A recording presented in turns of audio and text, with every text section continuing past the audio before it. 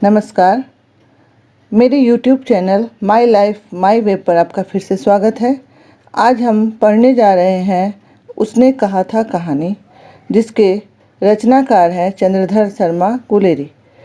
कहानी को पढ़ने से पहले आइए हम थोड़ी सी बातें गुलेरी जी के बारे में भी जान लेते हैं।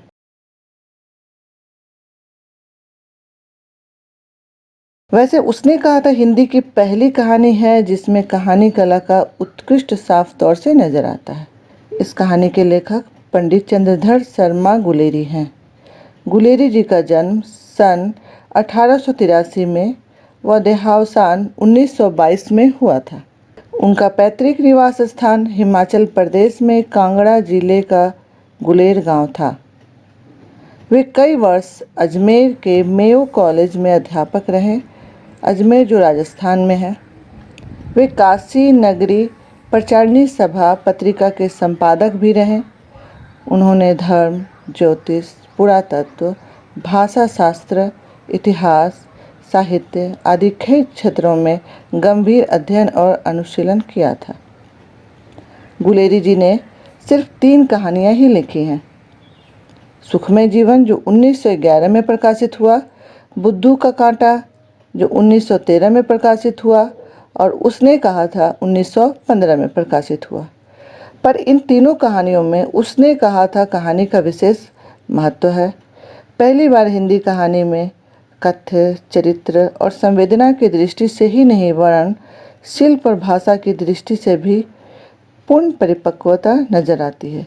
तो आइए अब हम उसने कहा था कहानी का वाचन करते हैं। उसने कहा था प्रथम विश्व युद्ध की पृष्ठभूमि में लिखी गई कहानी है। गुलेरी जी ने लहना सिंह और सूबेदारनी के माध्यम से मानवीय संबंधों का नया रूप प्रस्तुत किया है।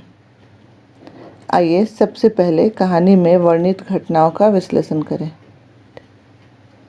उसने कहा था कहानी का आरंभ अमृतसर के एक बाजार से होता है। समय है 19वीं शताब्दी का अंतिम दशक, संभवतः 1890 के आसपास। 12 वर्षीय लड़का और 8 वर्षीय लड़की की मुलाकात होती है। दोनों सिख हैं। लड़का लड़की से पूछता है तेरी कुड़मई हो गई? लड़की तत कहती है और भाग जाती है। दोनों बालकों में थोड़ा परिचय भी हो जाता है। मिलने का यह सिलसिला लगभग 1 माह तक इसी तरह चलता रहता है। हर बार लड़का यही सवाल उससे पूछता है और लड़की धत कहकर भाग जाती है। इस पूछने और बताने में ही उनके बीच एक अनकहा मधुर संबंध आकार लेने लगता है, जिसे अपनी अल्पवय के कारण दोनों ही नहीं जान पाते। एक दिन इसी तरह मिलने पर जब लड़का कुड़मई के बारे में पूछता है तो लड़की विश्वासपूर्वक जवाब देती है, हाँ हो गई। लड़के को लड़की के इस उत्तर से आघात लगता है। वह इसे ठीक ठाक समझ नहीं पाता, किंतु उसकी मनोदशा बदल जाती है। लड़के को लड़की के इस जवाब से काफ़ी आघात लगता है। वह अपना मानसिक संतुलन थोड़ी देर के लिए खो देता है और घर जाते वह किसी छाबड़ी वाले की छाबड़ी गिरा देता है, किसी कुत्ते को पत्थर मारता है, किसी सब्जी वाले के ठेले में दूध उड़ेल देता है और किसी सामने से आती हुई वैष्णवी से टकरा जाता है और गाली खाता है। कहानी का पहला भाग यहीं समाप्त हो जाता है।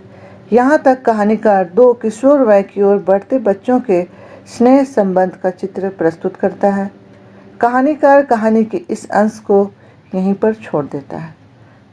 कहानी का दूसरा भाग इस घटना के लगभग 25 वर्ष बाद की घटनाओं से संबंधित है। प्रथम विश्व युद्ध का काल। फ्रांस में भारतीय सैनिक इंग्लैंड की ओर से जर्मनी के विरुद्ध लड़ने के लिए तैनात किए गए हैं। इसमें लहना सिंह भी है।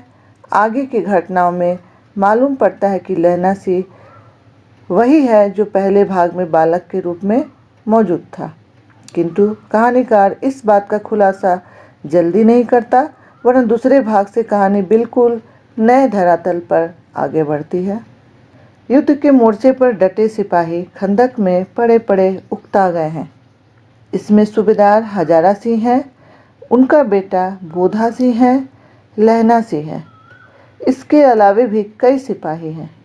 लहना सिंह चाहता है कि इस तरह पड़े रहने से अच्छा है जल्दी से जल्दी लड़ाई शुरू हो, चाहे इसके लिए हमें स्वयं ही जर्मन फौज पर हमला क्यों न करना पड़े। लहना सिंह का यह उतावलापन जहां उसके साहस को दिखाता है, वहीं उकताहट की स्थिति को भी बताता है। हजारा सिंह का बेटा बोधा सिंह बीमार है। लहना सिंह उसका काफ़ी ध्यान रखता है और उसकी देखभाल करता है। यहाँ हमें अभी मालूम नहीं है कि लहना सिंह उसका इतना ध्यान क्यों रखता है।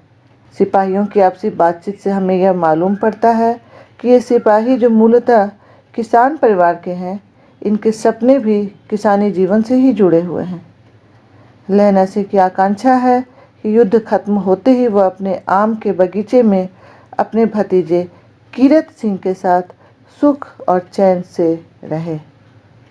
और सैनिकों की इस आपसी बातचीत के साथ ही कहानी का दूसरा भाग अब खत्म हो जाता है। तीसरे भाग में कहानी फिर एक नया मोड़ लेती है। यहाँ हम देख सकते हैं कि पहले दो भाग केवल कहानी की पृष्ठभूमि और उसके पात्रों के परिचय से संबंधित थे। तीसरे भाग में कथा वस्तु का विकास होता है। यहाँ लप्टन साहब नाम के एक नए पात्र का प्रवेश होता है, जो हजारा सिंह को आदेश देता है कि वह 1 मील आगे 50 जर्मन सैनिकों की टुकड़ी पर धावा बोले और इसके लिए वह 10 सैनिकों को छोड़कर शेष सभी को अपने साथ ले जाए। बोधा सिंह की बीमारी के कारण सूबेदार की इच्छा समझकर लहना सिंह वहीं रह जाता है। इसी दौरान लहना सिंह लप्टन साहब से बात करने लगता है और इस बातचीत से लहना सिंह तत्काल समझ जाता है कि यह अंग्रेज अफसर नहीं वरन कोई जर्मन जासूस है। इस नाटकीय मोड़ पर कहानी का यह भाग यहीं समाप्त हो जाता है। नए भाग में लहना सिंह अपनी बुद्धिमत्ता का परिचय देते हुए तत्काल एक सिपाही को हजारा सिंह के पास भेजता है और खुद उस जर्मन को काबू में करता है। लेकिन इस दौरान जर्मन की पिस्तौल से निकली गोली लहना सिंह की जांघ पर लगती है। बोधा सिंह पिस्तौल की आवाज़ से पूछता है, क्या हुआ? लेकिन लहना सिंह उसे वास्तविकता नहीं बताता। इसी समय 70 जर्मन उस खाई पर हमला कर देते हैं। लहना सिंह वीरतापूर्वक उनका सामना करता है। तभी हजारा सिंह की टुकड़ी भी वहां पहुंच जाती है और इस तरह दो तरफ से घिरे जाने के कारण जर्मन सैनिकों का सफाया हो जाता है। इस लड़ाई में लहना सिंह को एक गोली पसली में भी लगती है। वह अपना यह घाव हजारा सिंह और बोधा सिंह से छुपा लेता है। जब उसकी सहायता के लिए डॉक्टर और बीमार ढोने वाली गाड़ियां पहुंचती है तो एक बार फिर लहना सिंह गंभीर रूप से घायल होने के बावजूद खुद न जाकर हजारा सिंह और बोधा सिंह को भेज देता है। यहाँ लहना सिंह सूबेदार से कहता है, सूबेदारनी होरा को चिट्ठी लिखो तो मेरा मत्था टेकना और लिख देना, जब घर जाओ तो यह कह देना कि मुझे उन्होंने जो कहा था वह मैंने कर दिया। यहाँ कहानी का चौथा भाग खत्म होता है। अब कहानी के अंतिम भाग पर पहुँचने से पहले हम इस कथा वस्तु के अब तक के विकास पर विचार कर सकते हैं। यहाँ तक हमारे सामने दो घटनाएं आती है, एक 2 बालकों की कथा और दूसरी युद्ध मोर्चे पर एक सैनिक और उसके साथियों की कथा। जब कहानी का पहला भाग खत्म होता है तब हमारे मन में सहज ही यह जिज्ञासा उत्पन्न होती है कि इन दोनों बालकों का क्या हुआ? क्या उनके बीच वे मधुर संबंध समाप्त हो गए? क्या उनका मिलन हुआ या वे फिर कभी नहीं मिल सके? कहानीकार हमारी इन जिज्ञासाओं का कोई उत्तर नहीं देता, बल्कि एक नई कहानी छेड़ देता है, लहना सिंह की कहानी।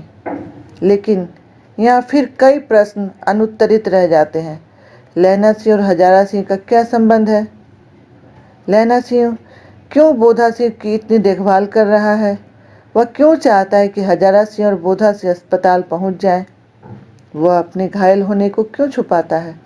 और अंत में जब वो सूबेदार से कहते कि सूबेदारनी से कह देना कि उसने जो कहा था वह मैंने कर दिया, तो उसके इस कथन का क्या तात्पर्य है? सूबेदारनी से लहना सिंह का क्या संबंध है और उसने लहना सिंह को क्यों कहा था, क्या कहा था। इस तरह यहाँ तक आते आते कहानी ऐसे बिंदु पर पहुँच जाती है जहाँ पाठकों में कहानी में आगे क्या है को लेकर तीव्र जिज्ञासा पैदा हो जाती है। निश्चय ही ऐसी जिज्ञासा पैदा करना कहानीकार की कथा वस्तु पर जबरदस्त पकड़ को ही प्रदर्शित करता है। कहानी का 5वां और अंतिम भाग कथा का सबसे महत्वपूर्ण अंश है। लहना सिंह खाई में पड़ा है और अंतिम सांसें ले रहा है। उसके साथ उसका साथी वजीरा सिंह है। उसे एक एक कर अतीत की घटनाएं याद आने लगती हैं। गुलेरी जी की कहानी का चरम उत्कर्ष यहाँ हम देख सकते हैं। फ्लैशबैक शैली का प्रयोग करते हुए उन्होंने लहना सिंह के जीवन की पूर्व घटनाओं को पाठकों के सामने यहाँ पर खोलकर रख दिया है, लेकिन यहाँ अतीत और वर्तमान इस तरह घुले मिले हैं कि लगता है जैसे हम एक साथ दोनों को देख रहे हों। सबसे पहले उसे बचपन की वह घटना याद आती है जब उसने अमृतसर के बाजार में एक लड़की से यह पूछा था, तेरी कुड़माई हो गई। बचपन की स्मृति बचपन के साथ ही विलीन हो गई थी। लहना से सब कुछ भूल चुका था, लेकिन 25 साल बाद वह अकस्मात उस लड़की से उसकी मुलाकात होती है जो अब सूबेदार हजारा सिंह की पत्नी है। लहना से उसे पहचान नहीं पाता। तब सूबेदारनी उसे वही कुड़मई वाली घटना याद दिलाती है और लहना सिंह को बचपन के वो दिन एकाएक याद आ जाते हैं और उन दिनों के साथ जुड़ी वह लड़की भी जो अब सूबेदारनी है और एक जवान बेटे बोधा सिंह की माँ है। सूबेदारनी का बचपन की उन स्मृतियों और लहना सिंह की सूरत को मन में संजोए रखना लहना सिंह के लिए काफ़ी आश्चर्यजनक अनुभव था। लेकिन कहानी यहाँ समाप्त नहीं होती है। लहना सिंह और सूबेदारनी के अनोखे परंतु मानवीय प्रेम की इस कहानी का अंत अत्यंत कारुणिक होता है। लहना सिंह मर जाता है। शायद बच सकता था अगर वह हजारा सिंह और बोधा सिंह को भेजने के बजाय खुद अस्पताल की गाड़ी से चला जाता, क्योंकि उसकी दशा इन दोनों से ज़्यादा खराब थी। लेकिन अपने घावों को छुपाकर वह जबरन सूबेदार व बोधा सिंह को भेज देता है और खुद मरने के लिए पीछे छूट जाता है। अंत में वह मर भी जाता है, किंतु उसका यह प्रेम, शौर्य और त्याग इस योग्य भी नहीं समझा जाता कि उसे सम्मानित किया जाता। ब्रिटिश सेना के लिए लहना सिंह की मौत अत्यंत साधारण मौत थी। उसके बाद अखबारों में छपा कि फ्रांस और बेल्जियम 68 सूची मैदान में घावों से मरा नंबर 77 सिख राइफल्स जमादार लहना सिंह। इस प्रकार अपनी बचपन की छोटी सी मुलाकात में हुए परिचय के कारण उसके मन में सूबेदारनी के प्रति जो प्रेम उदित हुआ था, उसके कारण ही उसने सूबेदारनी के द्वारा कहे गए वाक्यों को स्मरण रख उसके पति व पुत्र की रक्षा करने में अपनी जान दे दी, क्योंकि उसने कहा था। और इसके साथ ही कहानी का अंत लहना सिंह की मृत्यु के साथ हो जाता है। यह कहानी अब यहाँ समाप्त होती है। इस कहानी से जुड़े अगर कोई सवाल हो तो आप मुझसे कमेंट बॉक्स में पूछ सकते हैं। अगले वीडियो में फिर मिलते हैं। तब तक के लिए वीडियो देखने के लिए धन्यवाद।